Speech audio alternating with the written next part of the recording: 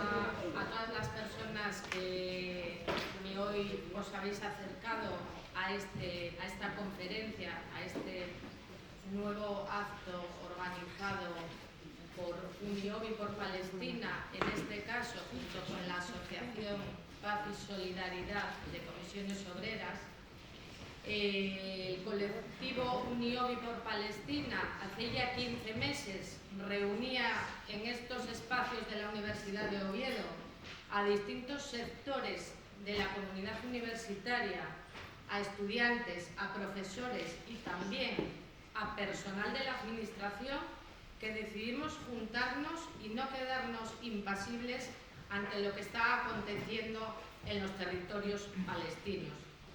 Desde hace ya 15 meses han sido muchísimas las acciones que hemos estado llevando a cabo, desde diversos actos y conferencias, el primero de ellos a cargo de la propia Francesca Albanese, en un acto coordinado con el conjunto de las universidades públicas de este país, hasta paros y movilizaciones todos los miércoles en nuestros campus y facultades, y también llevando a cabo todas las acciones de denuncia necesarias para exigir también en nuestra casa, también en la Universidad de Oviedo, el cese de toda colaboración con el Estado de Israel.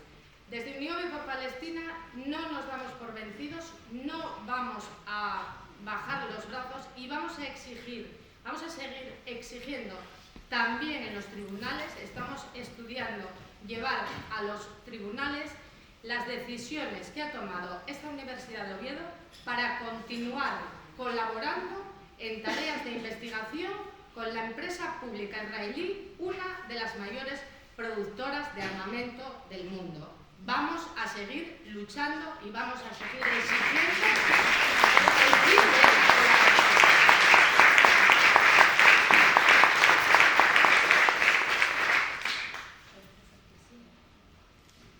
Este acto, esta conferencia, va a estar a cargo de la compañera Raquel Martí, que va a presentar a Ana María García, que es la presidenta de Paz y Solidaridad de Comisiones Obreras en Asturias, y la compañera Raquel Martí es la directora ejecutiva de la UNRWA, de la Agencia de Naciones Unidas para los Refugiados en los Territorios Palestinos.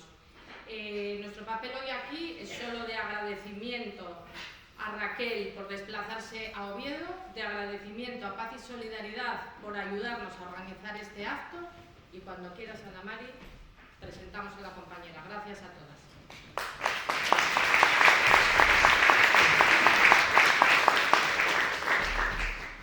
Buenas tardes. Muchas gracias por vuestra asistencia. La verdad que es importante que la universidad, digamos que la academia, sea capaz de dar respuesta y seguir defendiendo las luces de la ilustración, que casi parece que están a punto de apagarse, para dar paso a un mundo totalmente diferente, basado en exclusivamente la fuerza, sin más, y el poder absoluto. Entonces, muchísimas gracias por vuestra asistencia, por el trabajo que viene desarrollando Uniovi por Palestina y por ser una voz y una luz que continúe y que marque un camino, porque necesitamos continuar resistiendo. Raquel Martí, la habréis conocido, seguro es más conocida que yo, porque es... ella es la directora de la UNRWA en España. Los medios de comunicación, bueno, la llaman o ella acude cada vez que le piden su opinión o su intervención. Lleva 15 años, aparte de ser licenciada en Geografía e Historia por la Complutense de Madrid y doctora por la UNED en esa misma rama. Es experta en proyectos de cooperación internacional, trabajó muchos años en cuestiones de estos proyectos en África, Asia y América Latina, y lleva 15 años ya trabajando en la UNRWA, en en España, directora de la UNRWA en España, tiene a su cargo un equipo de 50 personas aquí trabajando y tienen implantación en 10 comunidades autónomas. Esperamos sumar Asturias y conseguir un número capicúa.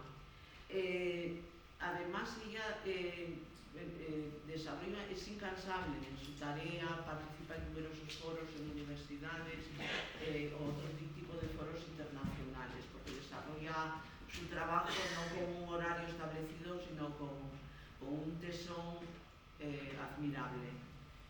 La UNRWA, como dijo nuestra compañera Esmeralda, es la Agencia de Naciones Unidas para las Personas Refugiadas Palestinas, cosa que ya sabéis, pero el detalle de que se fundó en el 1900, bueno, que se creó, no es fundar, una cosa es crear mediante decreto de Naciones Unidas y es distinto a fundar.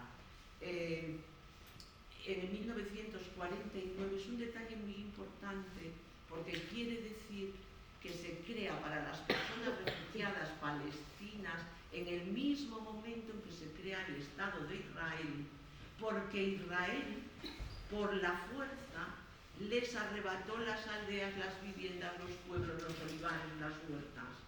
Y se produce en ese mismo momento cantidad de personas refugiadas de Palestina en su propio territorio o en países limítrofes. Ese número de personas refugiadas ha ido aumentando. Pero esa fecha es muy importante porque hoy UNRWA está ahí en el ojo del huracán también. UNRWA viene a ser como el notario que da fe, que dice el notario cuando nos hace escritura, doy fe. Pues la propia existencia de UNRWA da fe de que los palestinos fueron agredidos desde el primer momento de la creación del Estado de Israel, incumpliendo todas las resoluciones de la ONU.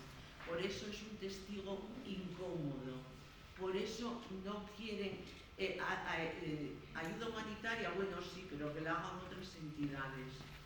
Quieren quitarle al pueblo palestino el derecho a sus tierras, el derecho al retorno. ¿Dónde se pueden hacer dos estados? ¿Por qué no se habla? No sé si esa es la solución, pero necesitan entonces volver. ¿Qué le va a decir a Israel? ¿Cuándo vamos a hablar? Devuelvan la tierra al pueblo palestino, como oímos a veces gritar en las manifestaciones. Deben devolver. Tienen derecho al retorno, está reconocido por la ONU y ese ha sido el escollo siempre o muchas veces, siempre en las negociaciones. Por eso UNRWA es tan importante, no solo porque ellos, como os va a explicar Raquel, si hay un alto el fuego del que está pendiente, si se confirma o no es el alto el fuego, pero con el alto el fuego empieza, la tragedia continúa, porque ya sabéis que, bueno, la infancia, la situación, el hambre, las enfermedades, la falta de todo tipo de necesidades básicas, es imprescindible la ayuda humanitaria. Y Raquel os explicará, tiene la infraestructura necesaria, trabajan allí, conocen como nadie el terreno, tienen logística, tienen trabajadores y trabajadoras que son de azatíes, a pesar de que han perdido a mucha gente en estos últimos bombardeos desde octubre del 23, pero tienen gente y pueden hacer, son ellos los que pueden hacer intervenir en Gaza. Pero aparte de todo, lo más importante, por lo que tienen ahí la espada de Damocles encima de si el 28 de este mes van a poder seguir o no seguir actuando en Cisjordania, es por el alto significado que tiene el hecho de que ellos son quienes confirman y dan fe de que hay refugiados palestinos y tienen derecho al retorno. Así que apoyar y solidarizarnos con la UNRWA es defender este derecho. Y desde nuestra organización vamos a continuar haciéndolo. Así que, Raquel estuvo más veces en Asturias, la habíamos invitado más veces, pero la verdad es que viendo vuestra asistencia me parece un gran acierto que haya podido volver a Oviedo y que salgamos de aquí pues con ánimo de resistir y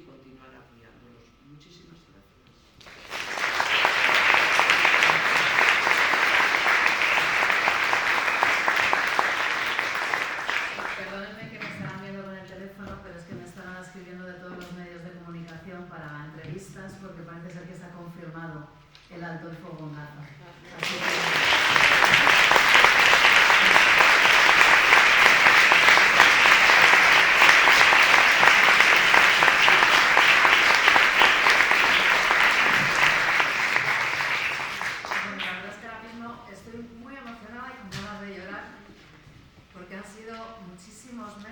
Intentando que llegara de una vez por todas este momento.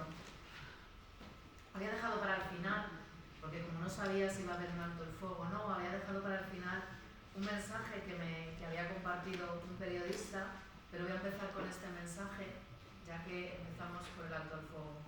Se llama Osama Abu Rabi y él escribía que desde hace 1 año y medio no hemos tenido un momento propicio para llorar. Sí, en la Franja de Gaza hasta el llanto nos ha sido negado. Quizá las primeras lágrimas que derramaremos ante el anuncio de un alto el fuego o del fin de la guerra sean lágrimas de alegría y alivio por el cese del derramamiento de sangre y la destrucción. Pero todas las lágrimas que sigan estarán llenas de dolor. Lloraremos por lo que hemos perdido, con la angustia consumiendo nuestros corazones. Lloraremos por nuestras heridas, nuestros hogares, nuestra riqueza, nuestras pertenencias, nuestros muertos, el tiempo que ha pasado y por mucho más. Imagínense lo que ha tenido que ser para estas personas durante 15 meses, ni siquiera tener tiempo para llorar por sus muertos, ni siquiera tener tiempo para enterrar a sus muertos, ni siquiera tener tiempo para escarbar en los escombros para recuperar los cadáveres o incluso las personas vivas tras los bombardeos. Han estado teniendo que huir una y otra vez durante 15 meses y no se les ha permitido absolutamente nada, ni siquiera mostrar su dolor. La ofensiva militar sobre Gaza se ha clasificado como uno de los conflictos más letales y sangrientos desde principios de siglo. Israel ha lanzado aproximadamente, porque todos estos son datos preliminares, pero Israel ha lanzado aproximadamente 85.000 toneladas de bombas sobre la Franja de Gaza. La suma de bombas lanzadas sobre Londres, Hamburgo y Dresde durante la Segunda Guerra Mundial no supera esta cantidad. De hecho, las bombas lanzadas sobre Gaza equivalen a casi 6 bombas nucleares. Imagínense, teniendo en cuenta además de que Gaza es un territorio que mide 365 kilómetros cuadrados. Si comparamos, esto equivale a la isla de Formentera, que si la ven en el mapa es un puntito pequeñísimo.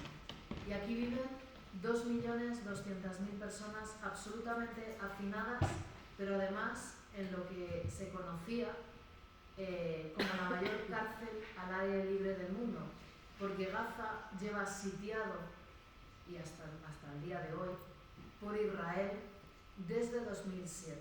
Les he puesto un mapa de Gaza para que no se ve muy bien porque es muy chiquitito, pero para, antes de empezar a explicar toda la situación de Gaza, enseñarles un poco el mapa para que entendieran, muchos de ellos probablemente, muchos de ustedes ya estén familiarizados con el mapa de Gaza, pero para los que no, me gustaría explicar que la Franja de Gaza está rodeada por un lado por el mar Mediterráneo, por el sur tiene frontera con Egipto, a ver si lo consigo mover. Aquí, lo que habrá salido muchas veces en los medios de comunicación, el cruce de Rafah. Aquí un poquito más abajo está el cruce de Kerem Shalom, que también se ha nombrado muchas veces en los medios de comunicación. Rafah fue atacado por Israel en mayo de 2024, con lo cual pasó a controlar el cruce fronterizo, lo destruyó y a partir de ese momento, desde mayo de 2024, el cruce de Rafah permanece cerrado. El cruce de Kerem Shalom ha permanecido abierto, pero se ha convertido en una zona muy peligrosa para ir a recoger la ayuda humanitaria, porque Israel lo que ha hecho además es conseguir romper el orden civil dentro de Gaza, puesto que no solamente ha asesinado a miembros de Hamas, sino que también ha asesinado a la policía palestina, y evidentemente ya no queda nadie que pueda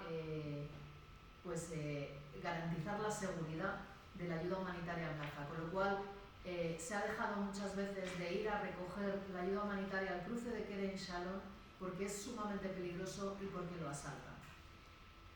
Gaza está rodeado por mar, tierra y aire por Israel.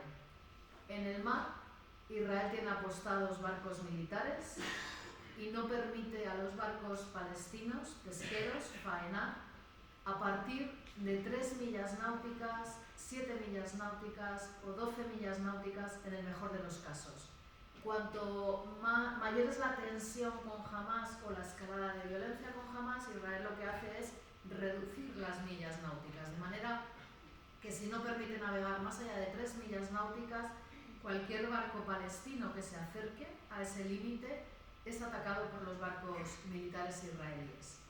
Además, la totalidad de Gaza está vallada con una valla de seguridad metálica, en el norte con un muro y constantemente patrullado por jeeps y tanques militares, y lo que tiene son una serie de cruces fronterizos que controla Israel, como el cruce de Kerem Shalom. El otro cruce importante es el de Erez al norte, que es el paso terrestre para humanitarios, periodistas, etc.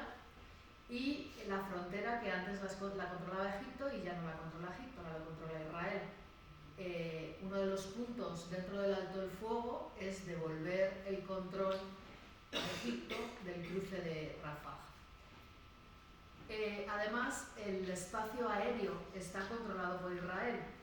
Cuando estás en Gaza hay un constante zumbido fortísimo, día y noche, y son los drones israelíes que están constantemente sobrevolando el espacio gazatí. De esta manera, Israel controla todos los movimientos de la población de Gaza. Israel decide quién entra y quién sale de Gaza. Si yo quiero entrar a Gaza, tengo que pedir autorización al ejército israelí. Y de forma arbitraria, el ejército israelí me la autorizará o no me la autorizará. Además, controla los cruces fronterizos y decide qué entra y qué sale de Gaza.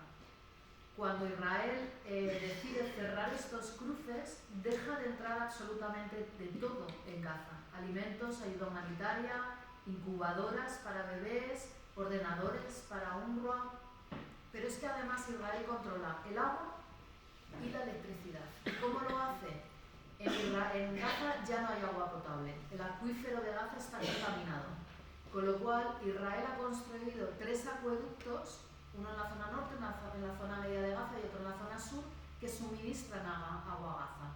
Cuando aumentan las tensiones entre Hamás o Gaza, o quiere castigar a la población de Gaza, cierra las llaves de estos acueductos y deja de suministrar agua a Gaza.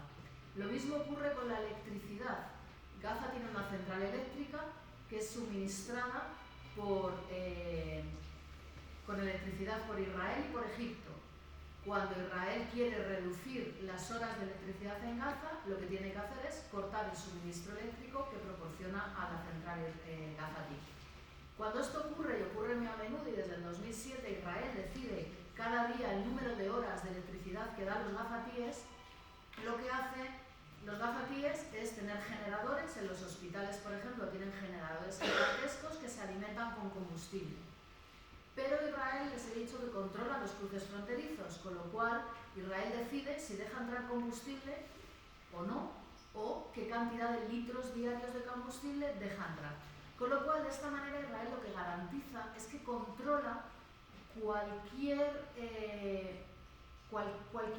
ingrediente de la vida de la población palestina. Controla las horas de luz que van a tener, la cantidad de agua que van a beber, controla los medicamentos que deja entrar en Gaza o no, controla si un enfermo necesita tratamiento médico fuera de Gaza, decide si le deja salir a recibir el tratamiento o no, decide si deja entrar a periodistas internacionales, decide si deja entrar a médicos internacionales que vienen a ayudar a los hospitales en Gaza, con lo cual controla cada uno de los aspectos de la vida palestina. Israel dice que desde el año 2005 dejó de ocupar Palestina, porque en el año 2005 Ariel Sharon decide sacar a los colonos israelíes, porque había colonos, asentamientos de colonos en Palestina en Gaza, antes del 2005, y estaban protegidos por soldados israelíes. y esto le costaba muchísimo a Israel, mantener la protección de los colonos en una zona como Gaza, con lo cual decidió desmantelar los asentamientos de colonos, sacar por la fuerza, porque ellos no se querían ir, a los colonos y sacar al ejército israelí. En ese momento Ariel Sharon dice: hemos dejado de ocupar Gaza, ya no somos responsables de la población gazatí, porque según el derecho internacional humanitario, Israel es responsable de todo lo que le ocurre a la población palestina, puesto que es la potencia ocupante, y tiene una serie de obligaciones que cumplir, como es el proteger a la población y el garantizar su bienestar. Con lo cual Ariel Sharon dice: hemos dejado de ocupar Gaza, ya no nos aplica nuestra obligación como potencia ocupante, no es nuestra responsabilidad lo que pase aquí.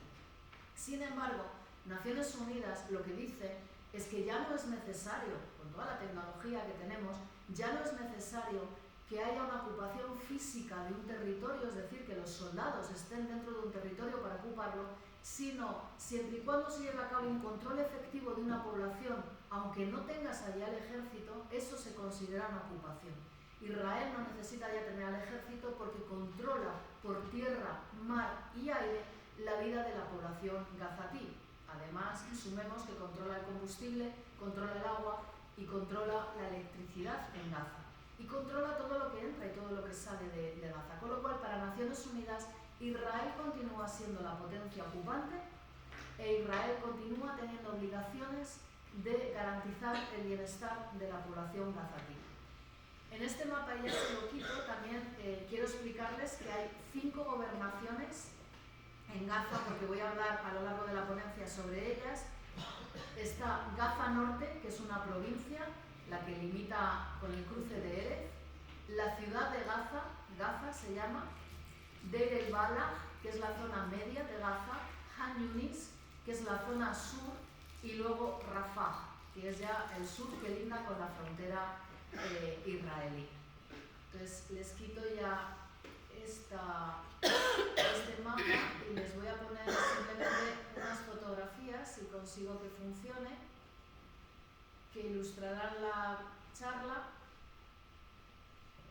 y que si quiere se abrirá.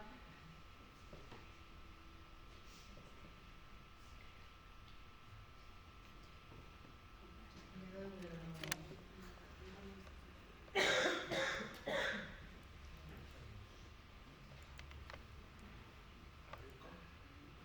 ¿Sí? ¿Lo que estoy haciendo?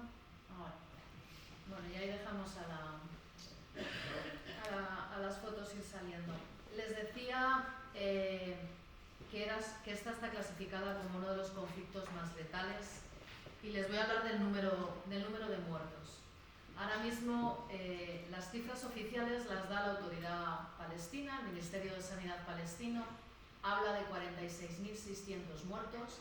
A estos hay que sumarles 11.200 desaparecidos, y desaparecidos son cadáveres que están bajo los escombros y que no han podido ser recuperados, por tanto se les da como desaparecidos.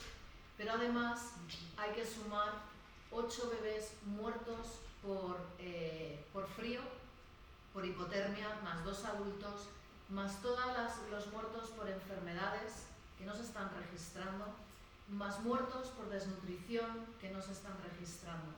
Ahora mismo el sistema de registro es complicadísimo. En primer lugar, porque Israel está constantemente bombardeando. En segundo lugar, porque hay zonas que no se permite el acceso ni a los grupos de rescate ni a las ambulancias, con lo cual muchos de los cadáveres no pueden ser recogidos. Pero es que además no funciona Internet, se interrumpe el servicio de Internet y de telefonía cada 2x3, con lo cual coordinarse, mandarse mensajes de hospitales que están siendo asediados, bombardeados, pues muchas veces es imposible. Por otro lado, muchas veces las familias están enterrando a los cadáveres sin pasar por ningún registro. Incluso en los hospitales, cuando han sido asediados por Israel, los cadáveres se han enterrado en fosas comunes en los patios de los hospitales. Entonces hay muchísimos muertos que no se están contabilizando. A partir de ahora, si se hace efectivo este alto el fuego y realmente se pueden llevar a cabo registros más fidedignos del número de muertos, nos vamos a dar cuenta de que las cifras son muy superiores. Por ejemplo, hace poco se ha publicado un estudio en la revista de medicina Lancet, que es una revista de medicina muy prestigiosa, en el que un instituto de Londres ha hecho una serie de cálculos que ya hizo durante la guerra de Ruanda y durante la guerra de Bosnia para calcular el número de muertes y son metodologías muy fidedignas. Y ellos dicen que solamente hasta junio del 2024 ellos tenían registrados con seguridad 70.000 muertos. En junio de 2024. Estamos en enero.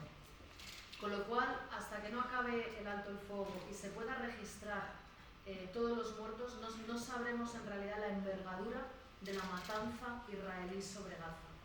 Sí se sabe, por ejemplo, y todos son datos que digo, hay que pensar que son datos mínimos, porque probablemente sean más, que 1.600 familias palestinas han desaparecido al completo.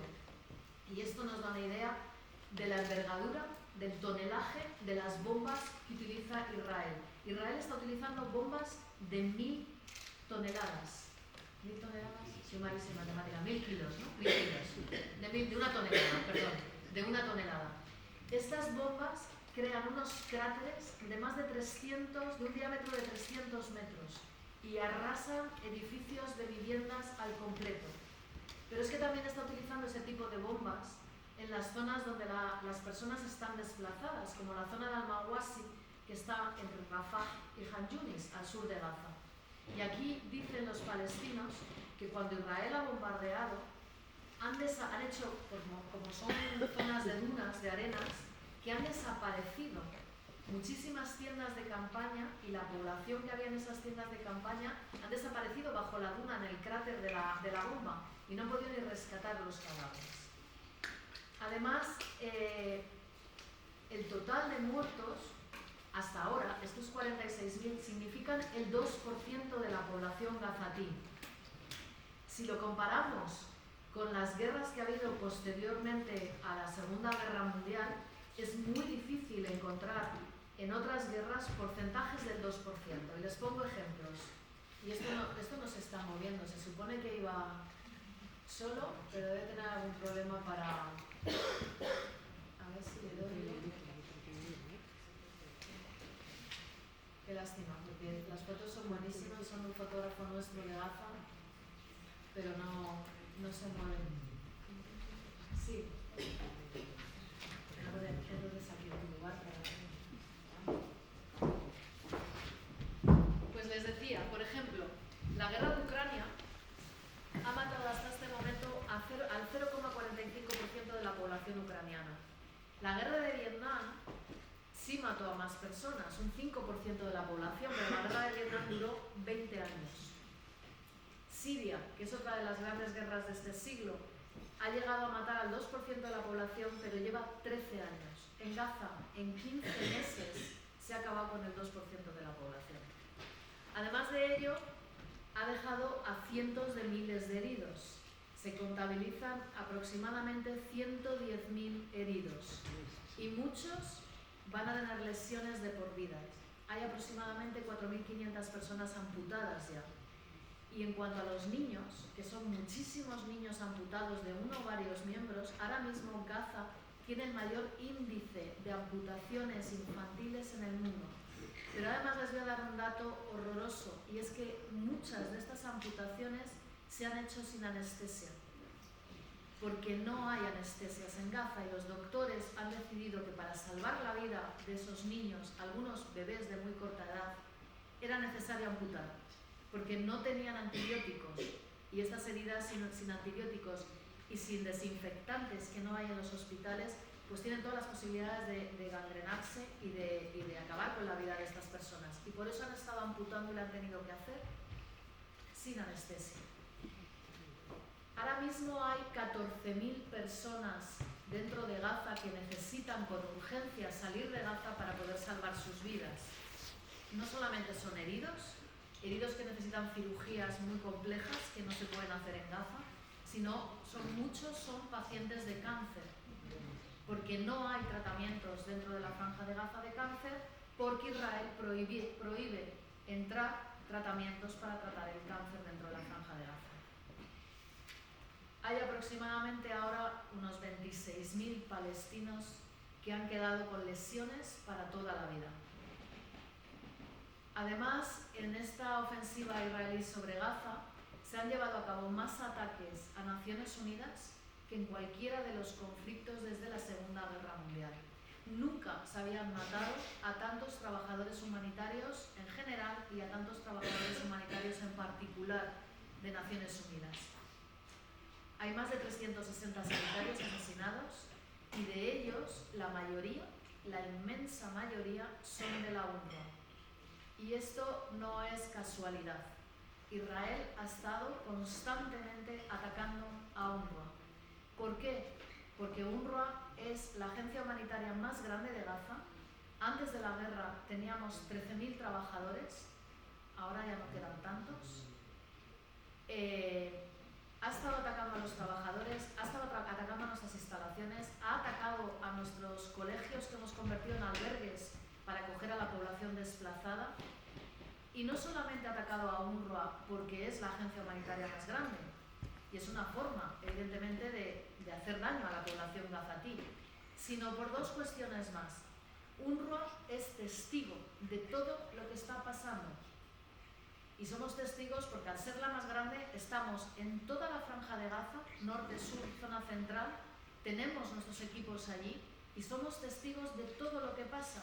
Y por ejemplo, la mayor parte de la información utilizada en la Corte Internacional de Justicia fueron datos de UNRWA. Y evidentemente esto nos costó muy caro, porque ese mismo día Israel hizo la acusación de que 7 trabajadores de UNRWA habían formado parte de los ataques del 7 de octubre. Algo que hasta la fecha Israel no ha podido demostrar y que la investigación independiente que ha llevado a cabo Naciones Unidas para ver si evidentemente había pruebas suficientes para poder incriminar a estos trabajadores de UNRWA ha concluido que Israel no ha aportado las pruebas para poder ser, porque pruebas hay, pruebas dice tener Israel, se las ha enseñado a los investigadores, pero no les ha permitido a los investigadores poder contrastarlas y verificar que son pruebas auténticas. Con lo cual, a fecha de hoy, Israel no ha probado que trabajadores de UNRWA hubieran participado en estos ataques. En cualquier caso, aunque 7 trabajadores de UNRWA hubieran participado en estos ataques, en ningún lugar del mundo se culpabiliza a la totalidad de un organismo por lo que hayan hecho 7 de sus trabajadores. Para no perder el hilo en cuanto al tema de los ataques a la agencia, decirles que tampoco esta es la única razón. La razón más importante para Israel es que UNRWA representa el derecho de 6 millones de refugiados de Palestina, y esto es algo que sí realmente molesta a Israel, porque UNRWA recuerda constantemente a la comunidad internacional que hay 6 millones de refugiados de Palestina que tienen derechos y que tienen derechos al retorno, por ejemplo, y esto es algo que Israel cree que si UNRWA desaparece, desaparece este derecho, aunque está totalmente equivocado, porque nosotros no conferimos ese derecho. Ese derecho está recogido en una resolución de Naciones Unidas que es distinta a la resolución en la que se creó Naciones Unidas. Y además es contraproducente para Israel, si nos pusiéramos desde el punto de vista más alineado con Israel.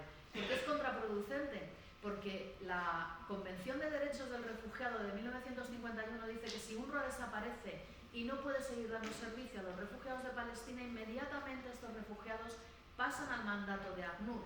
¿Y qué dice el mandato de ACNUR? Que tiene que buscar una solución a los refugiados, y la primera de ellas es el derecho al retorno. UNRWA no, porque UNRWA no tiene mandato para solucionar el problema de los refugiados de Palestina. El mandato de UNRWA es simplemente dar educación, salud, servicios sociales, servicios humanitarios y proteger la vida a los palestinos, a los refugiados de Palestina. Con lo cual, si UNRWA desaparece, es ACNUR quien va a asumir este rol, y ACNUR se va a tener que dedicar a luchar por su derecho al retorno. Con lo cual, para Israel va a ser muchísimo, muchísimo peor.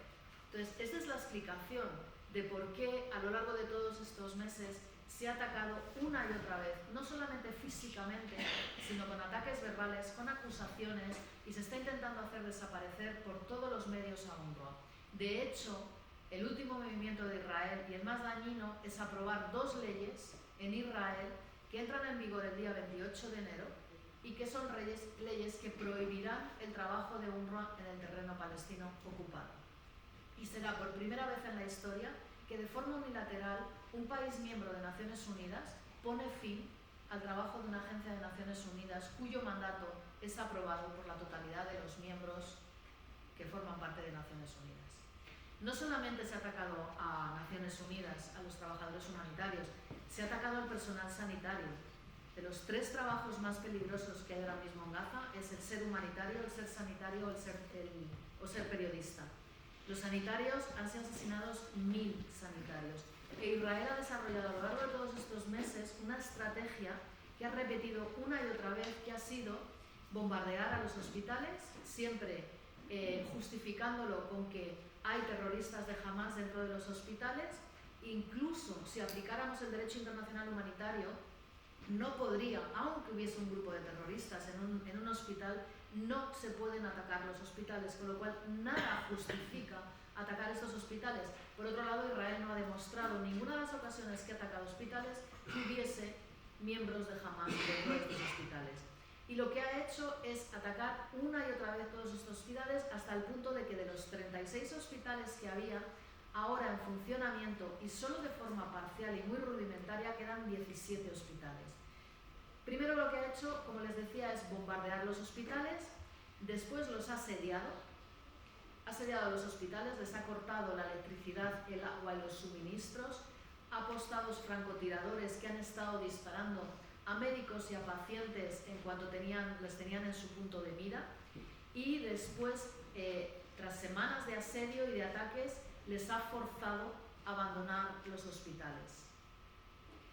Israel ha utilizado, y los medios de comunicación, también la palabra evacuación. Esto es un eufemismo. No existen evacuaciones dentro de Gaza. Evacuar, si lo buscamos en el diccionario, y todo el mundo lo sabe, significa poner a alguien a salvo. Significa ahora están evacuando en Estados Unidos a las personas que viven en Los Ángeles, que están amenazadas con el incendio, y las están llevando a un lugar que están a salvo y que tienen además todos los servicios. Israel ha obligado una y otra vez a forzar a la población a abandonar sus hogares y a forzar a las personas que estaban en los hospitales a abandonar estos hospitales por sus propios medios. Hemos visto camillas siendo empujadas por la calle con enfermos que no podían levantarse de la camilla. Gente que ha tenido que trasladar a estos pacientes en brazos y lo han tenido que hacer andando, sin ningún medio de transporte. Y además les han forzado a desplazarse hacia el sur, donde a lo mejor no hay hospitales o no hay posibilidades de llegar al sur. Y cuando lo han hecho, han sido atacados y han sido asesinados. Con lo cual, no hay evacuaciones dentro de Gaza. Utiliza la palabra evacuaciones porque piensa que cuando después se le juzgue, ellos van a explicar que ellos intentaron poner a salvo a la población y para ello realizaron evacuaciones. Como también designaron zonas humanitarias para que estas poblaciones pudieran estar. Pero no hay zonas humanitarias en Gaza, porque para ello tendría que haber permitido crear hospitales de campaña, poner tiendas en condiciones, tener retretes, duchas, agua, alimentos, y no ha permitido nada de esto. Ahora mismo, en la zona de Al-Mawasi, entre Rafah y Han Yunis, en la zona costera, hay 1 millón de personas hacinadas en tiendas de campañas hechas con material improvisado, con plásticos, con alfombras, con lonas, y que no tienen agua, y que no tienen retretes, y que no tienen suministros, y que no tienen hospitales, y encima Israel lo está bombardeando una y otra vez. Con lo cual no hay ni zonas seguras ni zonas humanitarias, y todo este vocabulario no es gratuito, lo está utilizando y lo replican los medios de comunicación porque esto le permite a Israel defenderse cuando se le lleve ante un tribunal. Una de las zonas que hasta ahora era de máxima preocupación en Gaza era el norte de Gaza. Les había explicado en el mapa que estaba el norte de Gaza y la ciudad de Gaza. El norte de Gaza, Israel desde hace 3 meses ha estado intensamente bombardeando esta zona, obligando a la población a desplazarse, y además ha cortado el acceso a Naciones Unidas y a los organismos internacionales, a las ONGs, y durante más de 3 meses, ha sido 3 meses en total, 90 días, no ha permitido el suministro humanitario, ni agua, ni medicamentos, ni alimentos. Nuestros compañeros de UNRWA que están allí han tenido que comer pienso de animales porque no tenían otra cosa para comer. Nos contaban cómo los heridos se quedaban tirados en el suelo, malheridos, y los francotiradores israelíes disparaban a los grupos de rescate civil o a las personas que intentaban acercarse a ellos. Nos han contado cómo los perros y los gatos se han comido los cadáveres y han sido testigos de ellos. Esto es de lo más cruel que hemos visto yo creo que desde la Segunda Guerra Mundial. Nunca hemos visto, lo que ha pasado en Gaza realmente en Naciones Unidas no lo hemos visto en ningún otro sitio. Ahora mismo en esta zona norte quedan aproximadamente unas 65.000, 75.000 personas, y esta es la zona donde Israel lo que estaba intentando hacer ahora con el alto el fuego, han negociado que van a permitir regresar a las personas al norte de Gaza, ya lo veremos, pero lo que Israel pretendía es dejar desalojada, vacía, toda esta zona para que fuera una zona de amortiguación, porque linda con Israel, y mantener esta zona vacía para garantizarla como una zona de seguridad para ellos. En estas últimas semanas lo que hemos visto, que era el último hospital que quedaba en funcionamiento, el hospital de Kamal Adwan en Gaza, hemos visto cómo el doctor Hussan Abu Safiya, que era el director del hospital, se ha convertido en un héroe para muchísimas personas porque se negó a abandonar a sus pacientes. Incluso llegaron a asesinar a su hijo delante de él para forzarle a abandonar el hospital y no lo hizo. Y ha estado resistiendo hasta el último momento. Ahora mismo está detenido y no sabemos en qué estado estará porque en el centro de detención Israel lleva a todas las personas detenidas. Hay 300 médicos y hay 20 trabajadores de UNRWA. Los que han sido liberados nos hablan de abusos sexuales, torturas, vejaciones, y hay bastantes que han muerto por estas torturas. Israel ha destruido la práctica totalidad de Gaza. El 85% de las escuelas, el 95% de los hospitales, el más del 70%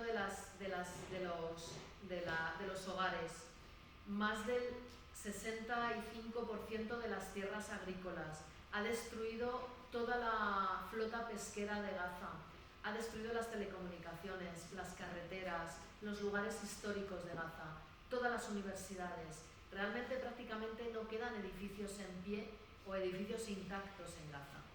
Esto tiene nombre y, por ejemplo, acabar con todo el sistema educativo se llama escolasticidio. No solamente es acabar con los edificios, es asesinar a los profesores, es asesinar a los decanos, a los catedráticos, a los profesores universitarios, a las personas, al mundo de la cultura y de la educación. Ahora mismo, para UNRWA siempre la prioridad cuando hay un alto el fuego, lo primero de todo y por encima de todo es la educación, es volver a abrir los colegios, no para ponernos a enseñar matemáticas a los niños, sino en primer lugar para darles un sentido de normalidad, tantísimo sufrimiento, y empezar con ellos a hacer terapias y apoyo psicosocial, porque están totalmente destruidos psicológicamente estos niños. Ahora mismo no tenemos escuelas que abrir, porque la mayoría están destruidas. Vamos a tener que crear zonas alternativas en tiendas de campaña para poder volver a dar educación a los niños. Y con esto hemos perdido, un último estudio que hemos hecho entre la Universidad de Cambridge y UNRWA, 5 años de educación en Gaza. No porque lleven más de un año y medio, casi 2, porque se nos ha olvidado que en el 2023, en mayo, hubo otra ofensiva que impidió las clases durante unos meses, sino porque los trastornos psicológicos van a hacer retroceder 5 años como mínimo a los niños y las niñas. Escolasticidio. Pero es que acabar también con las casas, con los hogares, no permitir que tras una guerra la población pueda volver a ningún sitio porque no hay sitio al que volver, se llama domicilio. O sea, todo esto tiene nombre y todo esto está absolutamente calculado. Les hablaba de estos desplazamientos forzosos. En total, ahora mismo hay 1.900.000 personas desplazadas de sus hogares. La mayoría han sido desplazados hasta en más de 10 ocasiones En nuestros colegios quedan aproximadamente unos 400.000, teníamos 1 millón hasta hace unos meses, pero como ha estado bombardeando una y otra vez nuestras escuelas, pues ahora mismo solo quedan 400.000. Y como les decía, la mayoría de ellos, hasta 1 millón de personas, estaban en estas tiendas de campaña improvisadas en Almaguasi. Tiendas de campaña hechas con trozos de plástico. Algunas personas viven en las ruinas de las casas, con agujeros en todas las paredes y en el techo. E Israel ha prohibido la entrada de tiendas de campaña y materiales de invierno. Imagínense, es que no solamente se hacen daño lanzando bombas y disparando fuego de artillería, se hace daño prohibiendo la entrada de medicamentos para el cáncer, se hace daño prohibiendo la entrada de anestesias. No es que se hayan acabado en Gaza, es que sí se han acabado porque Israel no ha permitido su entrada, pero es que tampoco permite entrar tiendas de campaña, tampoco permite entrar ropa de invierno, tampoco permite entrar mantas. Con lo cual, como les digo, 8 bebés y 2 adultos han muerto por hipotermia. Pero han muerto por hipotermia porque además son bebés prematuros, son bebés que nacen con muy bajo peso y son bebés que están desnutridos. ¿Y por qué? Son bebés prematuros porque las madres están desnutridas y porque con la situación de estrés que están viviendo hay muchos más partos que se adelantan por esta situación de estrés. Pero es que además esta situación de estrés y malnutrición produce que las madres no tengan leche y no puedan alimentar a sus niños, con lo cual es todo un círculo vicioso. ¿Y todo ello por qué? Porque Israel no permite entrar ayuda humanitaria. Siempre hemos hablado en las agencias de Naciones Unidas que antes de los ataques del 7 de octubre, Israel permitía una media diaria de 500 camiones de ayuda humanitaria de bienes comerciales. Agua aparte, combustible aparte, electricidad aparte. A partir del 7 de octubre, que cierra todos los cruces fronterizos y prohíbe la entrada de ayuda humanitaria, en el mejor de los casos ha dejado entrar 150 camiones diarios, en el mejor de los casos que incluyen combustible, agua, medicamentos, ayuda humanitaria y kits higiénicos. En los últimos meses la media ha sido de 50 camiones. Por eso se ha producido una hambruna en Gaza. Por eso en los últimos 3 meses han ingresado 19.000 niños con desnutrición. Por eso la última encuesta que ha hecho UNICEF en los hogares ha averiguado que la mayor parte, el 95% de la familia, tiene niños en sus casas que llevan 3 días, hasta 3 días sin ingerir ningún tipo de alimento. Con lo cual, esto unido al frío, pues es una fórmula perfecta para que los bebés y los adultos que estén desnutridos y que están enfermos, muchos de ellos, mueran de frío en esas tiendas de campaña que no les protegen contra las inclemencias del tiempo. Pero es que además, ¿por qué Israel ha destruido los hospitales? ¿Y por qué Israel prohíbe la entrada de medicamentos? Porque ha destruido todo el sistema sanitario. Y si tú destruyes un sistema sanitario en un territorio, la población muere por la falta de asistencia médica. La población muere por las enfermedades. No estamos hablando de las personas que tienen enfermedades crónicas, como hipertensión, como diabetes, como enfermedades cardiovasculares. Muchos de ellos han muerto por falta de tratamiento médico. Pero en estas condiciones, además de hacinamiento, de falta de higiene, porque las personas están hacinadas en las tiendas de campaña, con los coles de la UNRWA, y porque no hay agua, lo que hacen es propagarse las enfermedades. Hasta hace unos meses contabilizábamos 600.000 casos de diarreas agudas, sobre todo en menores de 5 años. Diagnosticábamos más de 300.000 personas con enfermedades infecciosas respiratorias. Y lo peor de todo, se empezaron a producir brotes de polio, una enfermedad que estaba erradicada en Gaza. Y hemos tenido que vacunar a todos los niños. Afortunadamente en esta ocasión se nos ha dejado vacunar a los niños con la polio, porque evidentemente la polio no conoce fronteras. Si hay polio en Palestina, hay polio en Israel. Y hemos conseguido vacunar. Pero repito, la falta de alimentos, la falta de agua, la falta de condiciones higiénico-sanitarias y la falta de hospitales lo que llevan es que la población muera también por enfermedades. Y por último, en cuanto al panorama de la situación de Gaza, decirles que se calcula que hay 1.200.000 niños que necesitan apoyo psicosocial y apoyo mental, porque evidentemente lo que han visto como niños a lo largo de estos 15 meses les ha producido un impacto psicológico brutal. Son niños que han visto morir a sus padres, son niños que han visto bombardear casas, son niños que han estado recogiendo miembros de personas asesinadas, son niños que llegan a los hospitales heridos y además hay que comunicarles que sus padres o la totalidad de su familia ha sido asesinada.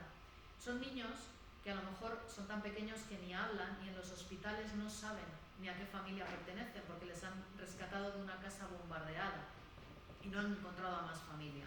Hay aproximadamente 35.000 niños ahora mismo en Gaza que han perdido a uno o a dos de sus progenitores.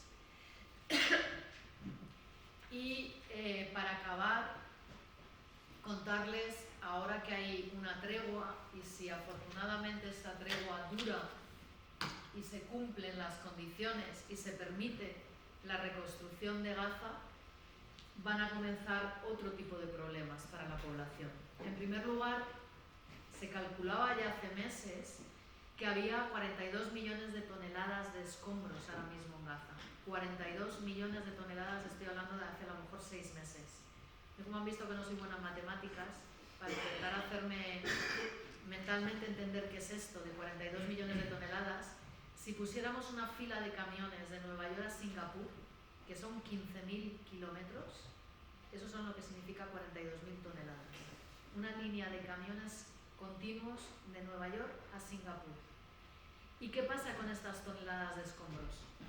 En primer lugar, se calcula que hay 7.500 toneladas de artefactos explosivos sin detonar bajo los escombros. Con lo cual, lo primero que habrá que hacer es el UMAS, que es la Agencia de Naciones Unidas que se dedica a la desactivación de explosivos, tendrá que retirar todos los explosivos. Pero antes de retirar todos estos explosivos o al mismo tiempo, habrá que rescatar los al menos 11.000 cadáveres que hay bajo los escombros para poder darles una sepultura y para poder dárselos a sus familiares, con lo cual no va a ser un desescombraje fácil porque hay cadáveres y porque hay remanentes explosivos. Pero además se calcula que hay 2,5 millones de toneladas de amianto, y el amianto, que es un material prohibido en la mayor parte de los países occidentales ya, se utiliza en Gaza, con lo cual va a haber el problema de los residuos tóxicos. ¿Qué se va a hacer con ellos? ¿Se va a permitir sacarlos de Gaza? ¿Va a haber algún país que permita que pasen todos estos residuos por su país o que se almacenen en este país? ¿O se los va a tener que quedar Gaza? Ahora mismo, además, los campos de cultivo están contaminados. El agua ya lo estaba, pero los campos de cultivos están contaminados con muchísimos residuos de los explosivos que ha lanzado Israel. Y luego además está el problema de que estamos hablando de una zona superpoblada, totalmente arrasada, en la que no queda nada, en la que se te van a tener primero de todo que construir campos de refugiados en condiciones, porque solamente en desescombrar y en reconstruir Gaza se va a tardar décadas. Se calcula simplemente que en el desescombraje se pueden tardar 14 años. Todo dependerá de qué vaya a permitir Israel hacer. ¿Cuántos camiones diarios de escombros nos va a dejar entrar en Gaza? ¿Cuánto material de construcción nos va a dejar entrar en Gaza? Porque en una de las ofensivas más cruentas antes de esta fue la del 2014 y la del 2008, Israel dejaba entrar el material de construcción con cuentagotas, con lo cual tardamos muchísimos años en reconstruir Gaza. Entonces, habrá que ver en qué condiciones se permite reconstruir Gaza y habrá que ver además quién va a apoyar la reconstrucción de Gaza.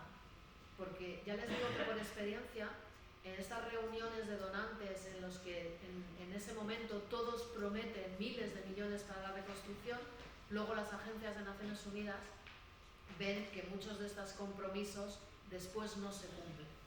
Por tanto, el alto el fuego significa, sí, les va a dar un respiro a la población de Gaza porque al menos no van a seguir muriendo, pero no va a acabar con su sufrimiento, porque va a necesitar más de una década para volver a tener como mínimo lo que tenían antes. Y para acabar, ¿Esto significa el fin de la ocupación? Esto no significa el fin de la ocupación, lamentablemente. Con lo cual, esto es algo que todavía vamos a seguir trabajando para que una vez por todas Israel deje de ocupar Palestina y permita a la población palestina vivir libremente, tener su derecho de autodeterminación y dejar de estar violando constantemente sus derechos. Muchísimas gracias.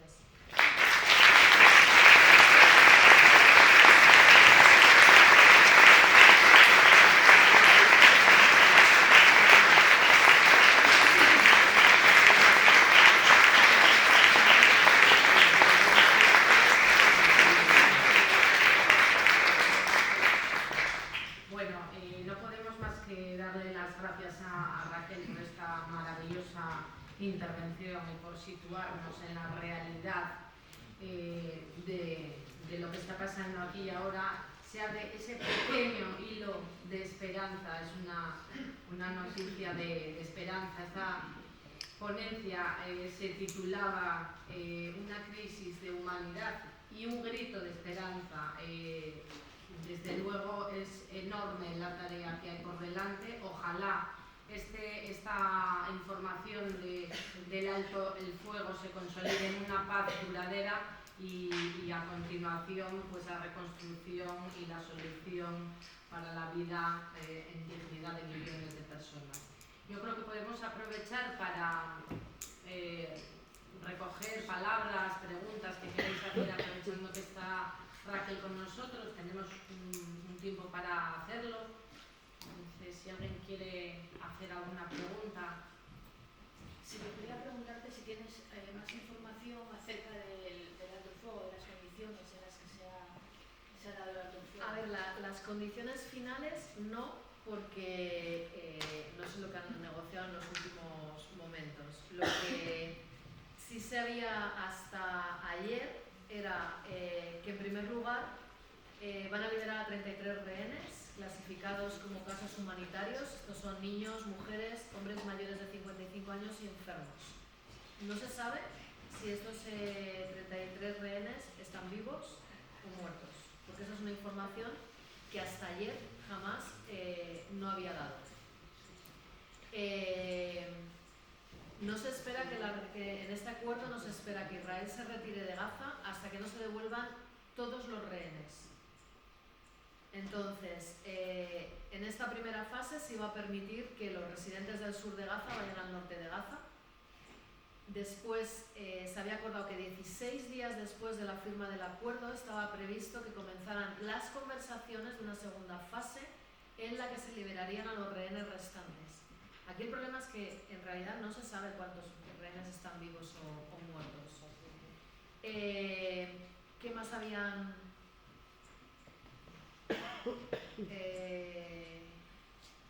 Aparte de la liberación, abrir el paso fronterizo de Rafah para, en primer lugar, para este intercambio de rehenes, porque por los 33 rehenes se van a liberar a 1000 presos palestinos. Ayuda humanitaria junto a casas móviles, tiendas de campaña y maquinarias para empezar a limpiar el terreno. Y, por ejemplo, sé que Hamas, una de las cosas que pedía era la devolución del cuerpo de Sinwar, el jefe de Hamas, y esto Israel ha dicho que no, de ninguna manera. O sea, cuando mataron a Sinwar se llevaron su cadáver. Y también pedían inmunidad para el nuevo jefe de Hamas, y Israel ha dicho que tampoco. Es lo que sé hasta el momento.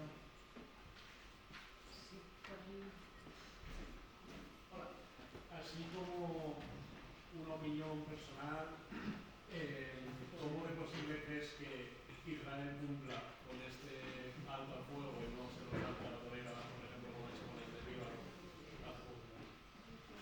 La verdad es que no lo sé. Tenemos un ejemplo, Líbano, pero evidentemente aquí hay un ingrediente distinto y es Trump. Y es que también es impredecible Trump, pero hasta ahora lo que se ha pronunciado constantemente ha sido la necesidad de poner fin a la guerra de Gaza y devolver los rehenes. Trump parece ser que no es un presidente interesado en las guerras. De hecho, durante su anterior mandato ni abrió nuevas guerras y las que había retiró a sus tropas. Y lo que más le interesa a Trump es la economía y parece ser que Oriente Medio no va a ser uno de sus principales intereses. Pero quizás la presión ahora mismo de Trump y las amenazas que ha lanzado Trump sí sean suficientes como para mantener al menos durante un tiempo. Lo que yo creo es que si no se pone fin a la ocupación definitiva de Palestina, no va a haber paz. Porque hemos visto ofensivas militares una y otra vez desde los inicios del conflicto, desde 1948. Y Israel siempre ha acabado violando el alto el fuego. Y nunca respetando las condiciones del alto el fuego, porque en otras ofensivas israelíes sobre Gaza se ha negociado aumentar las millas náuticas de pesca, se ha negociado abrir los cruces fronterizos para que entraran los bienes de comercio y la ayuda humanitaria. Todas esas condiciones que se han negociado nunca se han respetado. Esta es distinto en el sentido de que nunca se había producido una ofensiva de esta envergadura, nunca se había asesinado a tanta gente, nunca había habido una orden de detención de la Corte Penal Internacional, no solamente de Netanyahu, sino del Ministro del Interior, pero es que ahora mismo, por lo visto, se está abriendo un proceso para también poner bajo orden de búsqueda y captura a 1000 soldados israelíes. Nunca la Corte Internacional de Justicia había admitido a trámite una denuncia por genocidio y nunca se había llevado una destrucción de esta envergadura sobre Gaza. Y nunca hasta ahora Israel había estado tan aislado internacional y políticamente. Con lo cual, y además Israel no se habla, pero Israel tiene una crisis económica y además ahora mismo la población está absolutamente fracturada por los rehenes. Con lo cual, si Israel va a volver a violar este alto el fuego, yo al menos creo y espero que no sea en el medio plazo. Pero, repito, si no hay un fin de la ocupación, volveremos a pasar por más ofensivas. Y sobre todo, ahora lo que nos debería de preocupar no es Gaza, que por supuesto también, pero lo que vamos a ver ahora es Cisjordania aumentando la violencia en Cisjordania, aumentando las demoliciones de viviendas, aumentando la creación de asentamientos y una posible anexión de Cisjordania a Israel.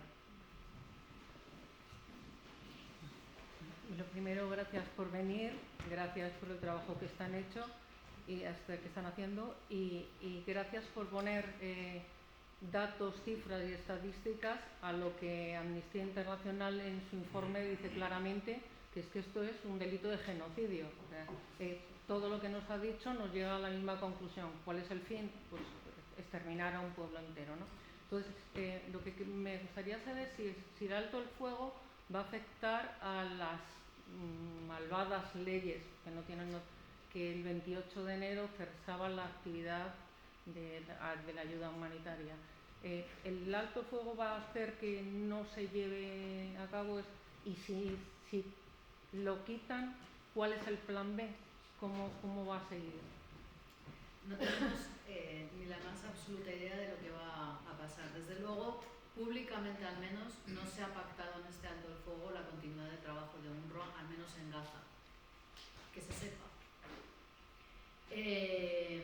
No sabemos cómo va a implementar Israel estas leyes, si las va a implementar de golpe, es decir, el 28 de febrero se acabó el trabajo de UNRWA, o si va a ser algo paulatino. ¿Por qué pensamos esto? Primero porque Israel no tiene un plan B para sustituir a UNRWA. Lo ha intentado, pero ninguna agencia de Naciones Unidas ha dicho que sí, que está dispuesta a sustituir a UNRWA.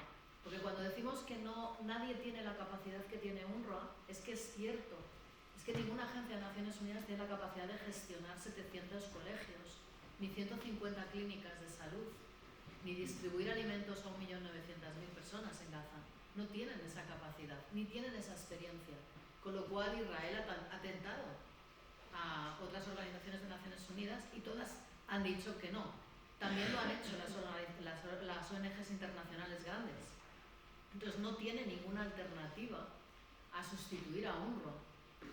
¿Esto es un impedimento para que ponga en marcha las leyes? No.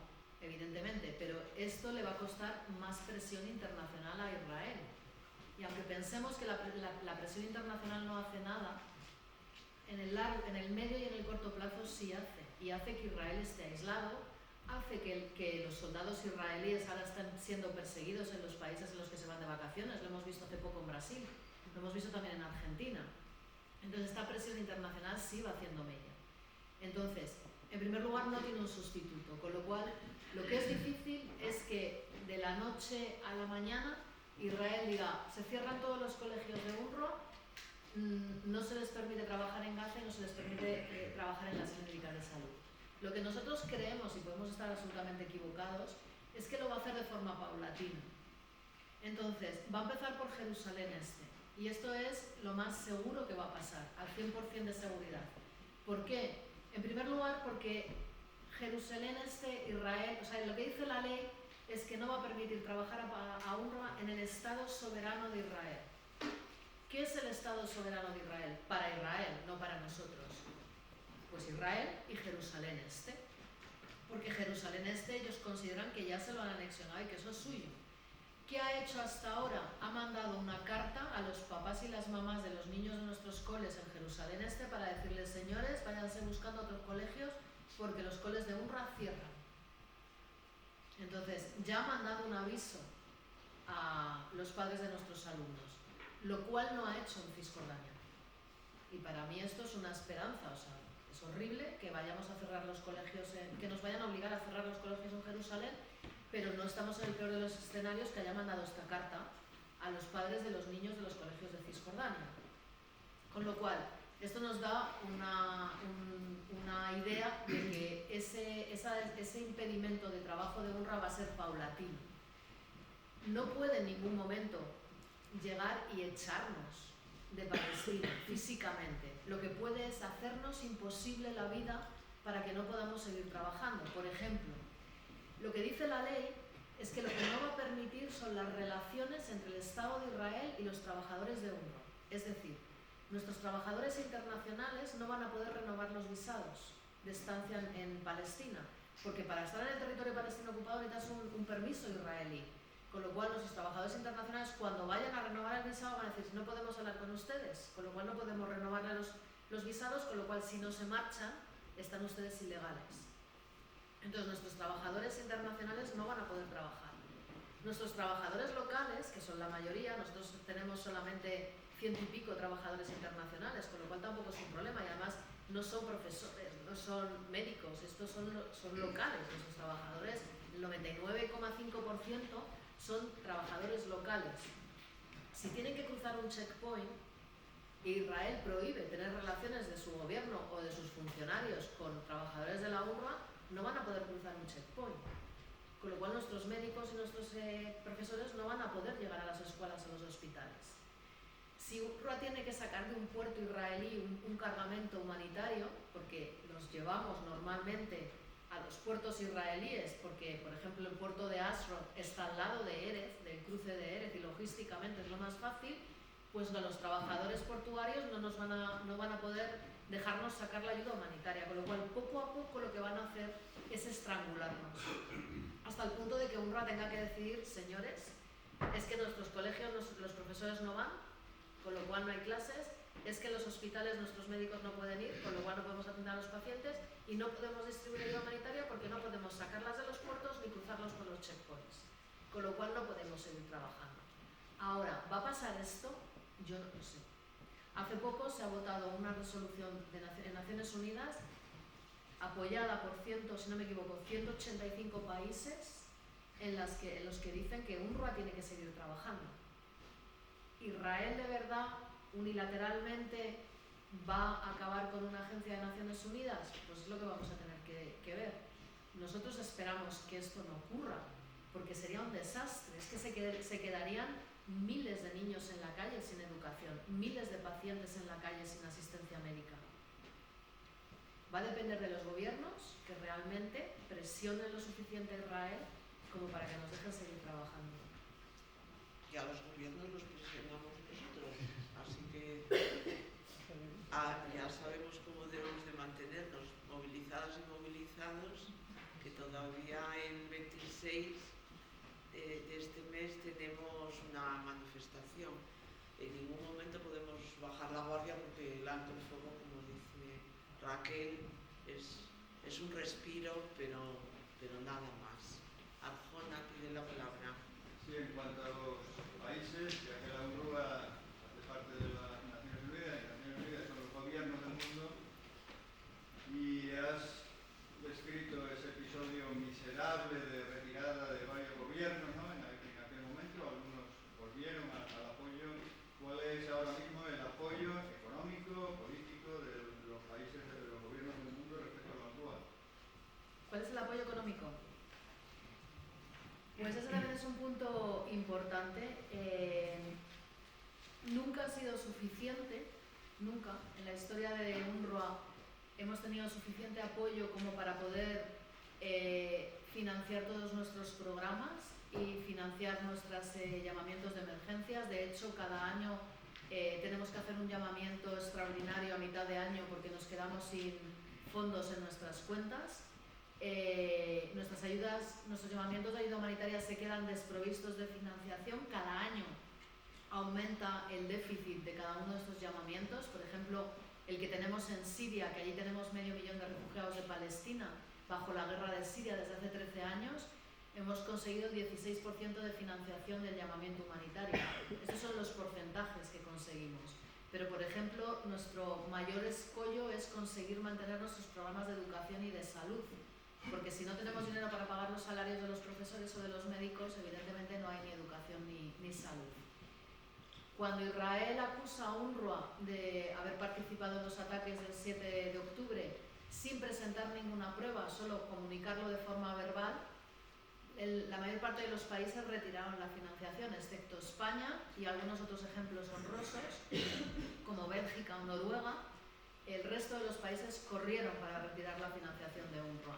Cuando empiezan a darse cuenta de que, en primer lugar, UNRWA pone todos los medios a su alcance para poder esclarecer estas acusaciones, y cuando poco a poco se ve que Israel no presenta ninguna prueba, empiezan a volver a financiarnos. Pero, por ejemplo, Biden, durante su mandato, han aprobado una ley en el Senado, en el que se prohíbe financiar a UNRWA. Y está en vigor hasta marzo de este año. No creo que con Trump la vayan a revocar. Por ejemplo, recientemente, no me quiero equivocar, pero Holanda y Suecia han retirado la financiación a UNRWA. En Holanda, porque les faltaban unos votos para conseguir aprobar los presupuestos y se iban a aprobar con los votos de la ultraderecha, y la ultraderecha ha hecho que, a condición de retirar la financiación a UNRWA, fíjese si somos importantes, que hasta en Holanda la condición que ponen en esa. Y en Suecia, porque han recibido, supongo que presión, o porque la derecha o la extrema derecha ha presionado para retirarnos la financiación. Dicho esto, no solamente no contamos con la ayuda de dos países importantes, sino que cada vez los gobiernos recortan más la financiación porque entran en crisis, porque no tienen suficiente financiación para otras cosas, o porque se cansan de estar constantemente financiando esta emergencia humanitaria. Con lo cual, ahora mismo hemos sacado un llamamiento en el que necesitábamos, antes de este alto el fuego, era un llamamiento de si continuaba la ofensiva, 1.700 millones solo para ayuda humanitaria. Ahora empieza si es que empieza la reconstrucción en Gaza, con lo cual todavía no tenemos un cálculo de lo que costará reconstruir Gaza. Pero esto dependerá mucho, evidentemente, de lo que he dicho antes, que los gobiernos se involucren realmente en esta reconstrucción y financien esta reconstrucción. Tenemos ejemplos de campamentos. Por ejemplo, hay un campo de refugiados que se llama Nar el Bared en Líbano, que en el año 2007 lo destruyeron el ejército libanés, lo bombardeó y lo arrasó. A fecha de hoy no hemos terminado de reconstruirlo porque nos van dando pequeñas financiaciones y porque todos esos compromisos que se hicieron en la conferencia de donantes cuando acabaron de bombardear Nar el Bared, después no se han cumplido.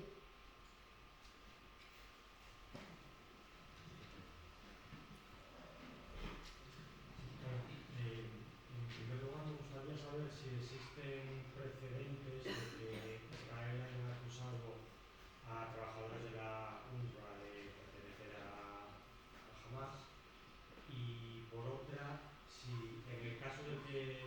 caso, valga la redundancia, abierto una Corte Internacional de Justicia por genocidio al Estado de Israel. En el caso de que, bueno, pues de que eso lleva a buen puerto, de que finalmente se establezca o se dictamine que sí, efectivamente, lo que está sucediendo ahí es un genocidio, y teniendo en cuenta la trayectoria, la tradición de Israel de no hacer mucho caso a, bueno, pues, ni a resoluciones de Naciones Unidas ni al derecho internacional, si eso podría tener algún viso real de tener bueno, pues eso, algún efecto real, o se quedaría simplemente en, bueno, pues, lo potente que ya puede ser que exista esa resolución el día de mañana, pero sin que afecte a la forma de hacer. Sí hay antecedentes de que Israel haya acusado a los trabajadores de UNRWA y a UNRWA en sí de formar parte de Hamas desde hace décadas. Esto no es nuevo, lo que pasa es que nunca había llegado tan lejos. Siempre habían sido acusaciones verbales. Por ejemplo, ha habido una polémica durante muchísimos años en la que Israel nos ha acusado de utilizar los libros de texto, unos libros de texto en los que incitamos al antisemitismo, a la violencia, al terrorismo, etcétera, etcétera. Y dice que son los libros que utilizamos en la totalidad de nuestras escuelas. En la totalidad de nuestras escuelas utilizamos la currícula escolar del país de acogida. Si estamos en Líbano, utilizamos los libros de texto libaneses; si estamos en Siria, los sirios; si estamos en Jordania. Con lo cual, no todas nuestras escuelas utilizan estos libros que señala Israel. ¿De quién son estos libros? De la Autoridad Palestina. Nosotros tenemos la obligación de seguir la currícula escolar del país de acogida. Con lo cual, en Palestina, nuestros libros de texto son los palestinos. Evidentemente a Israel no le gusta lo que dicen estos libros de texto. Hablan de la Nakba, hablan del derecho al retorno, hablan de las violaciones de los derechos humanos. A UNRWA tampoco hay muchas cosas que le gusten, tampoco hay cosas dentro de estos libros de texto que nos gusten. Por ejemplo, hay discriminación por género. Por ejemplo, se utilizan muchísimo los ejemplos de violencia para enseñar matemáticas o para enseñar inglés. Por ejemplo, no se suman manzanas y peras, sino se suman mártires. En algunos ejemplos se suman muertos. Esto es algo que a nosotros no nos gusta en un ambiente escolar utilizar. Entonces nosotros tampoco estamos de acuerdo en todo, pero lo que no podemos hacer es cambiar la currícula escolar. Podemos mejorarla, podemos hacer fichas alternativas, podemos hablar con la Autoridad Palestina para que cuando renueve su currícula pues actualice y cambie algunas cosas, pero lo que nosotros no podemos decirle a la Autoridad Palestina es que quite la Nakba o quite los derechos humanos, violaciones de derechos humanos. Entonces Israel lo que ha dicho siempre es que utilizamos estos libros que son antisemitas, que incitan a la violencia, bla, bla, bla. Hasta el punto que ha calado en muchos partidos políticos del Parlamento Europeo, y hasta el punto que estos partidos políticos han puesto como condición a UNRWA o cambiar los libros de texto o le retiramos la financiación, y hasta el punto de que hemos estado a punto de perder la financiación de la Unión Europea, que son más de 100 millones de euros por estos libros. Y nosotros lo que hemos respondido siempre es: si usted tiene un problema con los libros, váyase a la Autoridad Palestina y negocie con ellos, porque nosotros no tenemos autoridad ni soberanía para cambiar los textos de los palestinos. Entonces, esto es una constante que ha llevado a cabo Israel de una manera o de otra para convencer a los países de que nos retiren la financiación. Y lo ha conseguido a lo largo de la historia. Por ejemplo, Canadá nos llegó a retirar la financiación por esto, por incitar a estos gobiernos a que somos un organismo terrorista. Lo ha hecho con los libros de texto y ahora en el último año lo ha hecho incriminándonos, involucrándonos en los ataques de Hamas. Ha ido más lejos, empezó por 7, después fueron 14, después fueron 200 y han hecho declaraciones de que es 2.000 trabajadores de UNRWA, la totalidad de UNRWA somos todos terroristas. El caso es que nosotros intentamos poner todas nuestras medidas para que no haya gente que trabaje en Hamas y les contratemos, evidentemente nosotros. Para ello, nosotros no somos policía, no tenemos un servicio de inteligencia, solamente somos una ONG, una agencia de Naciones Unidas. ¿Qué hacemos? Le decimos a los países, a los gobiernos de los países de acogida: mire usted, estos son los listados de nuestros trabajadores, déselo a su sistema de inteligencia, a sus policías, y vigile que aquí no haya infiltrado ningún terrorista, ni ninguna persona de ningún grupo armado. usted lo mira y nos dice, oye, mira, hemos encontrado 2 personas. Inmediatamente nosotros les despedimos. Esto lo hacemos 2 veces al año, con Líbano, con Siria, con Jordania, con la Autoridad Palestina, con Israel y con Estados Unidos. Jamás en todos estos años nos han dicho, ojo, que tienen 15 terroristas. Jamás. Ahora de repente nos han salido miembros de Hamas por todas partes. Entonces, esto es una constante. Hace unos meses, antes de que, justo cuando se aprobó las 2 leyes israelíes, ha llenado en Estados Unidos, en las ciudades de Estados Unidos, en algunas ciudades de Europa, carteleras de autobuses y luminosos estos de la calle, con terroristas de Hamas, poniendo UNRWA, aquí en el pañuelo que llevan los terroristas, poniendo aquí UNRWA, para ir poco a poco calando en la ciudadanía que UNRWA es una organización terrorista. De hecho, cuando nosotros ponemos un tuit que dice la palabra UNRWA, nos salen 200 trolls acusándonos de terrorismo. Y la otra pregunta se me ha olvidado. Lo de la Corte Internacional. La Corte Internacional. Pues mire, desde que la Corte Penal, no la Corte Internacional, la Corte Penal pone la orden de búsqueda y captura de Netanyahu, Francia, Inglaterra, Italia me parece que ha sido, Polonia y Estados Unidos han dicho que no van a cumplirla. Y están obligados internacionalmente a cumplirla.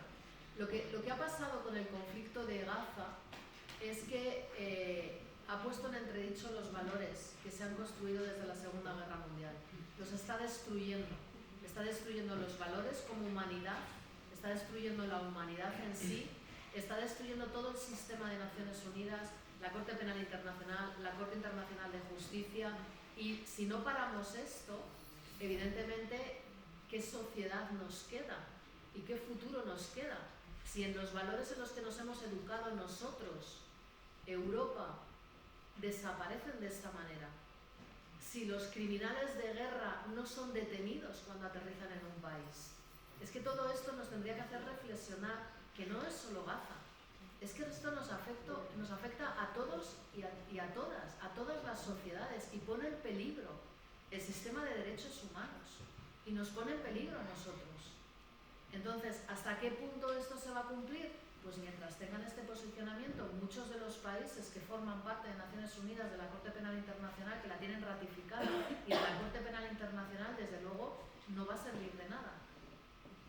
No va a servir de nada, pero si hubiera un posicionamiento unánime de que cuando la Corte Penal Internacional condena a un líder de África, todo el mundo lo apoya, pero cuando condenan a un líder occidental o pseudo-occidental, entonces no, se ha equivocado la Corte no vale lo que dice. ¿Qué tipo de justicia internacional estamos creando? Esto es muy peligroso, y yo creo que todavía la sociedad en general no se da cuenta de que lo que estamos haciendo es romper todo este sistema creado de valores y de derechos humanos. Y esto es súper peligroso, más teniendo en cuenta el auge de la extrema derecha en determinados países o el populismo de algunos líderes internacionales. ¿Por qué te refieres a Hamas como terroristas? No, yo estaba, o sea, cuando he dicho que han puesto una imagen de un terrorista era para explicar gráficamente que en el imaginario de la ciudadanía se está identificando a un terrorista con UNRWA. Yo no voy a entrar en debates si es un grupo terrorista o no. No es mi cometido, pero yo sí considero que los ataques del 7 de octubre es un ataque terrorista, porque mataron a miles de ciudadanos, a cientos de miles de ciudadanos y de niños. Sí considero que el secuestro de civiles es absolutamente condenable, pero lo que sí que creo que es importante diferenciar lo que es el gobierno de Hamas de lo que es el brazo armado de Hamas. No es lo mismo los profesores de Hamas, los médicos de Hamas, del sistema sanitario del gobierno de Hamas, los policías de Hamas, que son trabajadores, son funcionarios, de lo que es un grupo armado. Hamas tiene un grupo armado, que son los que lanzan los cohetes y son los que han llevado a cabo los secuestros.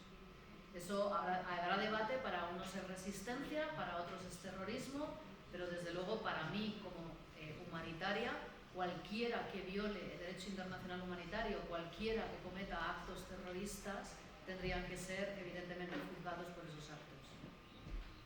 El ejército de Israel no es terrorista. Bueno, es que terrorismo es un término que no está internacionalmente definido. ¿Quién es terrorista? Y no se considera que los gobiernos sean terroristas. La definición de terrorismo va siempre relacionado con los grupos armados o con las bandas armadas, no con los gobiernos. Para eso está la Corte Penal Internacional y la Corte Internacional de Justicia, para juzgar genocidio, para juzgar violaciones, para juzgar crímenes de guerra. Hay una chica que que hay aquí al fondo Una chica, sí. una palabra. Un momentín, espera. Espera un momentín, espere, vuelve a repetir, porque no sé.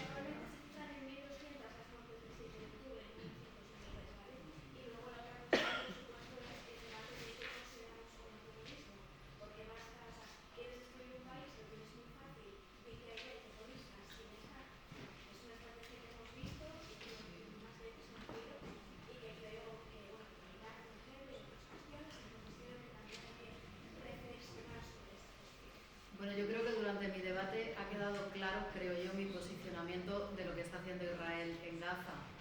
Pero repito, soy una trabajadora humanitaria y lo que no puedo defender es ningún acto como el del 7 de octubre. Tampoco defiendo ni la ocupación, que la condeno, ni todos los crímenes que comete Israel, ni todas las violaciones de derechos humanos que comete Israel.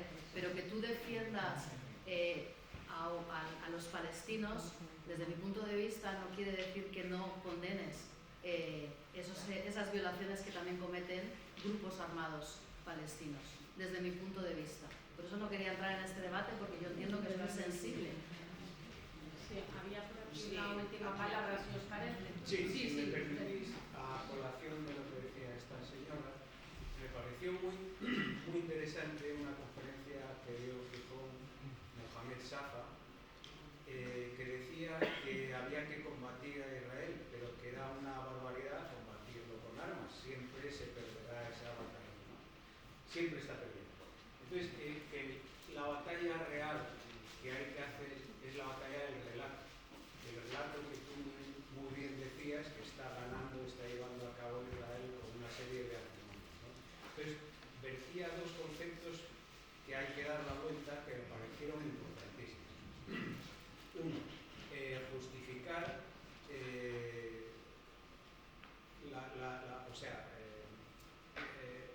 estamos legitimados para ejercer esta violencia porque se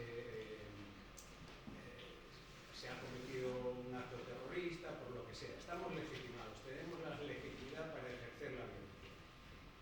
No, y decía Safa, no, nunca un pueblo que ocupa tiene legitimidad. El que tiene la legitimidad es el ocupado. Ya estamos aceptando una premisa que es falsa, ¿no? Y luego decía también, tenemos también legitimidad porque somos una democracia. Tenemos un régimen democrático que realiza elecciones y tal. Entonces él decía, ¿en qué momento un régimen democrático tiene legitimidad para hacer un genocidio? O sea, son conceptos que hay que dar la vuelta a la gente y que son importantísimos, ¿no? Sí, A colación de lo que decía. Sí, eso se llama propaganda, evidentemente. Y los nazis ganaron por la propaganda. Es una narrativa. Y evidentemente hasta ahora la narrativa la tenía ganada Israel, hasta ahora. Una de las cosas que ha traído esta situación es el despertar en muchas personas, en muchos políticos, este cambio de narrativa. Lo que usted dice, nos podemos acordar todos, a partir del 7 de octubre, todas las condenas internacionales y todos los líderes mundiales que salieron defendiendo el derecho de Israel a defenderse. También España. Y usted lo ha dicho claramente, es que un ataque terrorista no conlleva que tú te puedas defender contra quién, contra la población de Gaza. Pero es que además, también usted lo ha dicho, según el derecho internacional, el ocupante no tiene derecho a defenderse del ocupado. Claro. Entonces, ese derecho no existe, pero le hemos comprado la narrativa a Israel. De hecho, es que no hubo un líder mundial que no corriera a darle su apoyo a Israel en su derecho a defenderse. Luego me imagino que algunos habrán tenido cargo de conciencia por estas declaraciones cuando han visto en que se convertía este supuesto derecho. Pero es la misma narrativa cuando dicen evacuaciones, es la misma narrativa cuando dicen zonas seguras o zonas humanitarias. Israel ha desarrollado una narrativa que encubre constantemente todos los crímenes que comete, y esa narrativa lamentablemente es repetida una y otra vez por los medios de comunicación, y lo que acaban haciendo es calar en la sociedad. Y es que cuando Israel te dice tengo derecho a defender mis fronteras, ¿pero qué fronteras? Si no tienes fronteras reconocidas, si Gaza no es una frontera.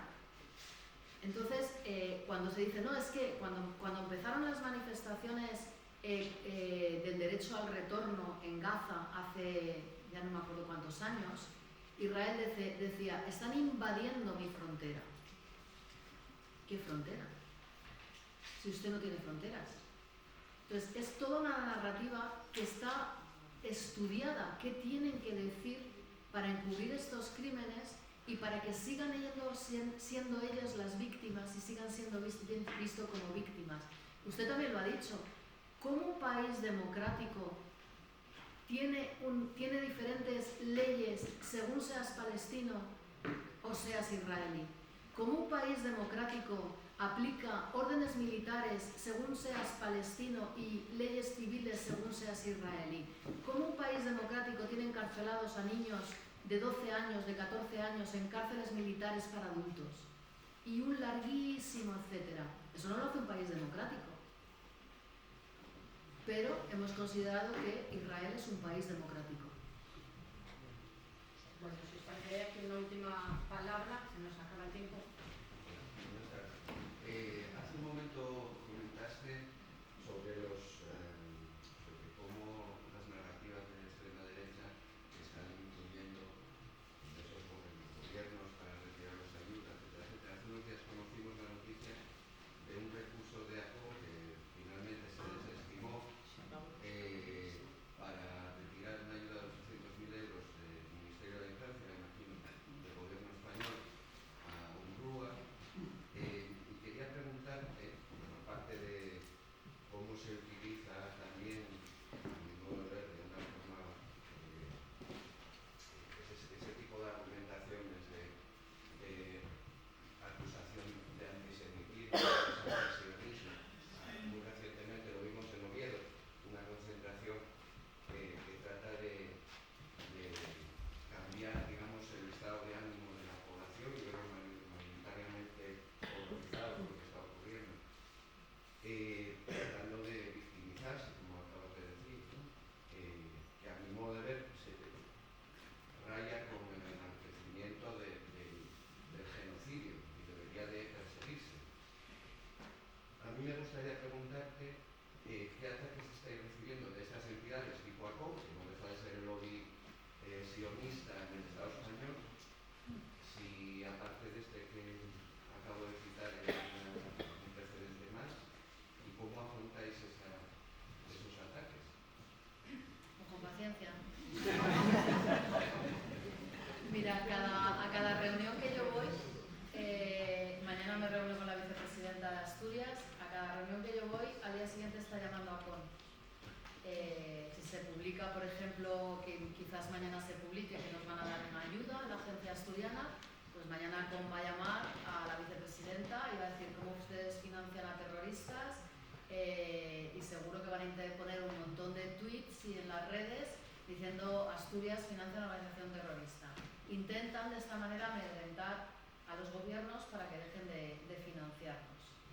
Esto que ha comentado de ACON, sí, es una subvención que ha dado el ministro Bustunduy para niños en Gaza que se han quedado discapacitados a raíz de la ofensiva militar, 800.000 euros para pagarles rehabilitación y ¿cómo se llama? Prótesis y apoyo psicológico. Hasta qué punto son ruines intentando que esta subvención no llegue a estos niños cazatíes. ACOM está constantemente, somos uno de sus mayores objetivos. Bueno, ahora lo compartimos con Amnistía Internacional,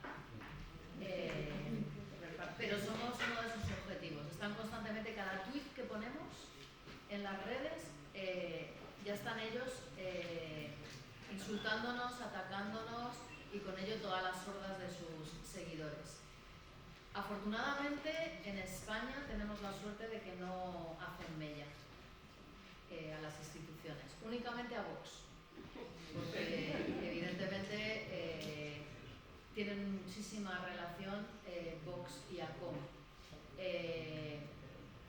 Por ejemplo, a mí me vetaron a principios del año pasado, una comparecencia en Extremadura. ACOM y el PP, tengo que decir. Y luego finalmente en noviembre estuve en el Parlamento otra vez, porque el PP no me vetó, solo Vox, y en plena comparecencia me llamó terrorista. Y dijo que se iba a ir a Bruselas a pedir que incluyeran a UNRWA en el listado de entidades terroristas. Le dije, ya estás perdiendo tiempo, venga, vete ya para allá, seguro que te van a hacer caso. Vox ha negociado en los presupuestos la condición de no financiar a UNRWA para dar su apoyo y lo ha conseguido. Nos han retirado financiaciones en España por esto. Entonces, es cierto que cada vez cuando hubo las elecciones el año pasado, el anterior, en el que se formaron estas coaliciones con Vox en gobiernos de Extremadura, Valencia, Aragón, Castilla y León, etc., claro, nos echamos a temblar. Y evidentemente, y Baleares también. Afortunadamente, los únicos que nos han retirado definitivamente la financiación solamente ha sido Aragón. El resto de los gobiernos han mantenido la financiación. Nos ha costado muchísimo trabajo, ha peligrado en muchísimos momentos, pero tengo que decir que el Partido Popular la ha mantenido. Nos la congeló cuando dijeron que habíamos participado en el 7 de octubre, todos los gobiernos del PP congelaron la financiación y durante meses no nos financiaron. Después, poco a poco, cuando vieron que no había nada de qué acusarnos, volvieron a retomar la financiación. Y yo tengo que agradecer en este sentido que comunidades en las que han tenido que lidiar con Vox se han mantenido firmes y nos han financiado a pesar de Vox. Evidentemente, en las próximas elecciones, si Vox sale con más mayoría de votos, tendremos un gravísimo problema aquí en España. Bueno, este es un último ejemplo concreto de que el que siga pensando que lo que pasa en Palestina empieza y acaba en Palestina está muy, muy equivocado. Somos responsables a muchísimos niveles, como individuos, como sociedades, como gobiernos regionales, como colectivos, como personas críticas, de estar vigilantes y exigiendo allí donde estemos el cumplimiento del derecho internacional, del respeto a los derechos humanos, y nada de lo que pasa en el mundo nos es ajeno. Por lo tanto, este último ejemplo yo creo que queda muy claro que tenemos que seguir la lucha, seguir ese hilo de esperanza que se abre hoy. La tarea es enorme. Ánimo a todos, compañeros.